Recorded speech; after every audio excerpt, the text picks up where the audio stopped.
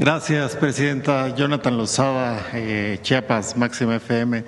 En este contexto de circunstancias arancelarias, pues es una muy buena noticia que finalmente las autopartes no vayan a tener aranceles. Y quisiera, si nos puede compartir un poco cómo han sido todas estas negociaciones, recordar un poco cómo ha sido todo este proceso y que ha culminado en este momento de verdaderamente beneficio para México.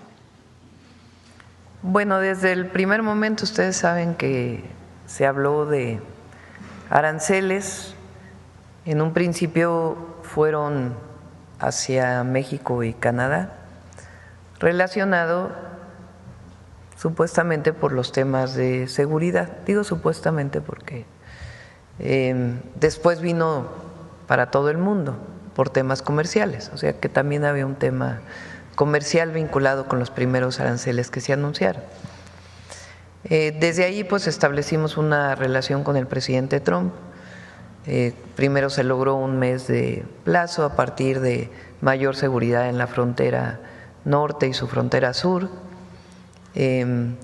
Después vino otro anuncio relacionado con que todo aquello que está dentro del tratado comercial, dentro del TEMEC, tiene arancel cero, y lo que está fuera del tratado, que se estaba exportando sin aranceles, tendría un arancel. ¿Qué significa esto? Cuando se está dentro del tratado tiene lo que se llaman reglas de origen. Quiere decir que la mayor parte de lo que se produce esté producido en Canadá, en Estados Unidos o en México. Si no tiene esas reglas de origen, entonces estaba exportando a partir de otro mecanismo que tiene la Organización Mundial de Comercio, que se llama Nación Más Favorecida. Entonces, en este momento, lo que está dentro del tratado tiene cero aranceles. ¿Cuáles excepciones hay? Acero y aluminio, que lo tienen todos los países del mundo, y en vehículos y autopartes, pues se ha dado un trato preferencial a todo aquello que se produce dentro del tratado. En particular, las autopartes pues siguen teniendo cero aranceles. Entonces, esa es la situación en la que estamos ahora. El secretario de Economía, Marcelo Ebrard, prácticamente va una vez a la semana o una vez cada 15 días a Washington. Ahora le pido que platique cómo han estado estas negociaciones con el secretario Lutnick, que es el secretario de Comercio de los Estados Unidos. Y hay una mesa permanente ya de trabajo del equipo de la Secretaría de Economía y del equipo de la Secretaría de Comercio, que están revisando muchos temas. Por ejemplo, en el caso del acero, algún tipo de exportación se le está cargando un doble arancel por acero y por estar fuera del tratado. Eso se está negociando en la mesa. Y otros temas diversos que tienen que ver con la automotriz, con el aluminio y muchos otros temas ya de mayor visión del propio tratado. Entonces, le pido a Marcelo si nos quiere platicar esas conversaciones. Y bueno, ayer, como les comenté, tuvimos una conversación con el presidente Trump y acordamos continuar con estos trabajos entre las secretarías, tanto de Comercio y Economía, como del Tesoro y de Hacienda. Entonces, quiere decir que seguimos trabajando y si se fijan, pues cada vez conseguimos mejores condiciones frente a la situación que teníamos previamente. Adelante, Gonzalo. Con su permiso. Bueno, brevemente diría yo lo siguiente, del punto de inicio al punto en el que estamos. Básicamente en las negociaciones internacionales tú tienes como dos opciones. Tienes una alternativa que es maximizar tus ventajas solamente, suponiendo que vas a ser más fuerte que tu contraparte. O la otra es pensar como cuáles serían los elementos de común interés una vez que identificas qué es lo que tu contraparte quiere. Entonces nosotros la instrucción que recibimos fue tratar de buscar los puntos que son comunes, porque es muy fácil aumentar aquellos en los que tienes diferencias de diferente tipo o tienen contenido emocional. Bueno, total, de la primera reunión ahorita, como lo dice la presidenta, pues hemos estado ya en innumerables ocasiones, hay reunión semanal o a máximo quincenal. Hemos venido planteando qué cosa, la integración que tiene México con Estados Unidos en lo que hace específicamente la industria automotriz. También en acero y aluminio, ahorita explico por qué. La integración que tenemos en la industria automotriz implica varios sectores. Básicamente, cuando tú ves un vehículo, tiene miles de piezas que no produce necesariamente esa empresa. Por eso se les llama armadoras. Producen alguna parte y todo lo demás lo consigues en el mercado de diferentes tipos de empresas. Quién hace el tornillo, quién hace el pistón y así sucesivamente, hasta llegar a los semiconductores. Bien, entonces, ese universo, ese ecosistema que está en torno a cada vehículo, tiene un contenido cada vez mayor de México. ¿En razón a qué? Bueno, pues llevamos 35 años trabajando juntos.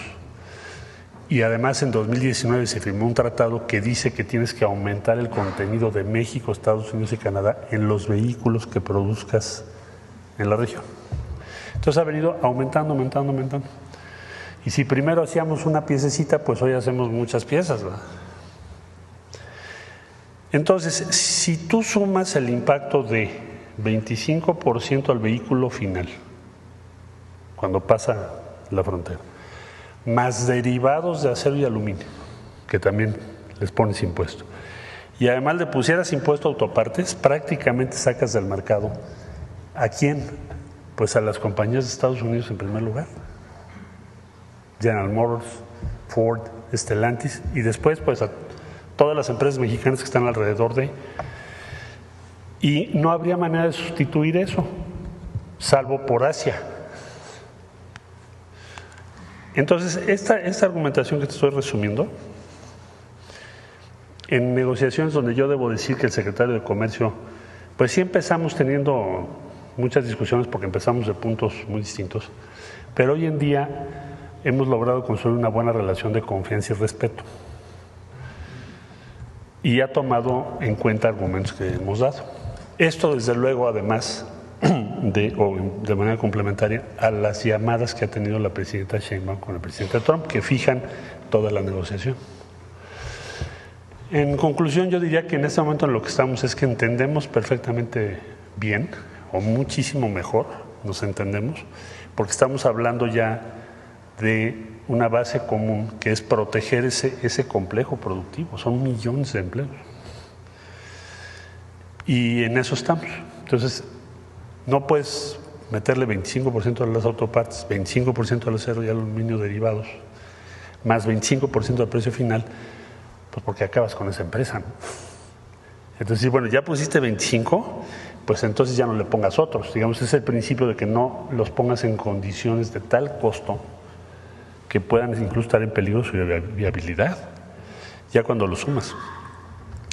Por ejemplo, le decíamos, bueno, me recuerdo muy bien porque hicimos hasta un video por indicaciones de la presidenta, que creo que fue muy buena idea, de explicar, que creo que lo presentamos aquí, respecto a un pistón, que cruza 7 veces la frontera. Entonces, bueno, es nada más una pieza, ¿no? La bolsa que tienes en el volante por si tienes un accidente, 7 veces cruza la frontera. Entonces, esos argumentos han ido determinando el común objetivo de proteger esa cadena productiva. Bien, entonces eso explica estas decisiones. Y desde luego la gestión que la presidenta ha hecho por persuadir al presidente Trump, que no es fácil, ¿verdad? Me consta. Entonces, en donde estamos es ahí. Creo que esto nos va a conducir ¿a qué punto?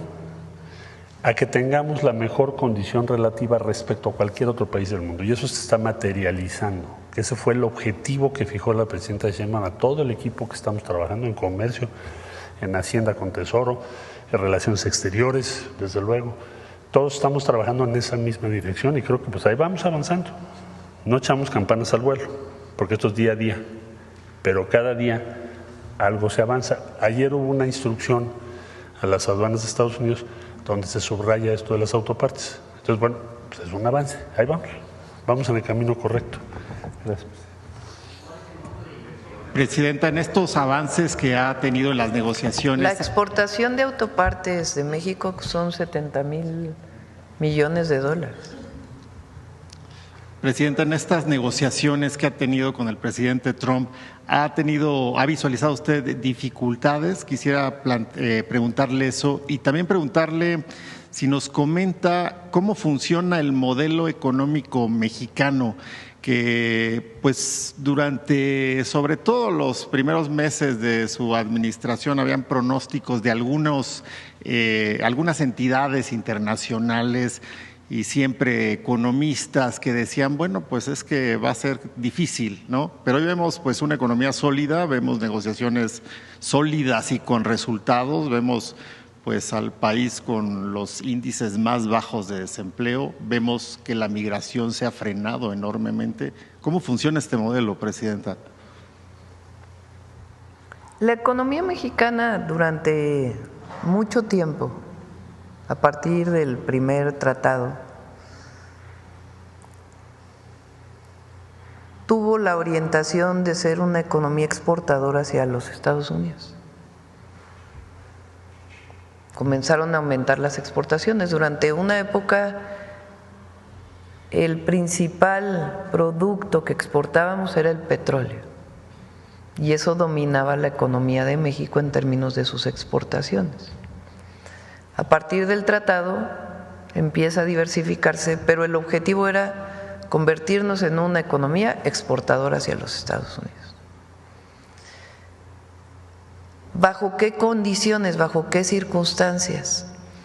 Salarios muy bajos. O sea, lo que se presumía al exterior era mano de obra barata. Entonces, con la mano de obra barata, pues se venían aquí las maquilas, se fabricaba aquí por tener mano de obra barata y se exportaba. ¿Qué pasó a partir de 2018? Pues se dijo, no puede seguir siendo la mano de obra barata lo que México le diga al mundo de lo que hace nuestro país. Entonces, en primer lugar, tienen que aumentar los salarios, porque es una injusticia lo que estaba ocurriendo de que durante 36 años no aumentara el salario mínimo. Entonces, hoy tenemos ya 7 años en donde el salario mínimo ha ido aumentando más del doble, y eso ha permitido o ha presionado también a que el salario medio, o sea, los otros salarios que no son el mínimo, también aumenten. Pero además, el objetivo no solamente es mano de obra, sino mano de obra calificada. Entonces, hoy México tiene mucho más ingenieros que los que se titulan en muchísimos lugares del mundo. Somos el tercer país en el número de ingenieros e ingenieras que salen de las universidades, de los tecnológicos. Y además se ha ido especializando muchísimo el trabajo de las y los mexicanos, porque siempre hemos sido muy trabajadores. Desde la electrónica, las autopartes, no es fácil llevar una empresa de un lugar a otro si no hay calificación en la mano de obra. Los electrónicos, la electrónica, Foxconn, una de las empresas de producción de electrónicos, de semiconductores, construyó una empresa en México, en Jalisco, en 6 meses. Y tiene mucho vínculo con las universidades mexicanas, con los institutos de investigación, porque ven en México pues un potencial de desarrollo, no solamente por mano de obra no calificada, barata, sino todo lo que ha ocurrido en los últimos años en nuestro país. Y nosotros tenemos hoy un elemento sustantivo, que es el bienestar de la gente. No es que llegue inversiones con inversiones para aumentar el PIB o las exportaciones, sino lo que queremos es que haya mejor calidad de vida, mejor bienestar para las familias en México. Eso por un lado. Por otro lado, el aumento al salario mínimo, los programas de bienestar, lo que han permitido es que haya mucho más recursos en el mercado interno. Entonces, cuando hay más recursos en las familias, pues se compra más, y al comprarse más, pues se produce más. Hay quien dice eso hubiera provocado inflación, resulta que no, que el modelo lo que ha demostrado es que hay más bienestar, hay disminución de la pobreza, hay disminución de las desigualdades, hay mayor inversión, hay mejores salarios, hay mejores condiciones laborales, y México está pues una mejor condición. ¿Qué es lo que planteamos ahora con el Plan México?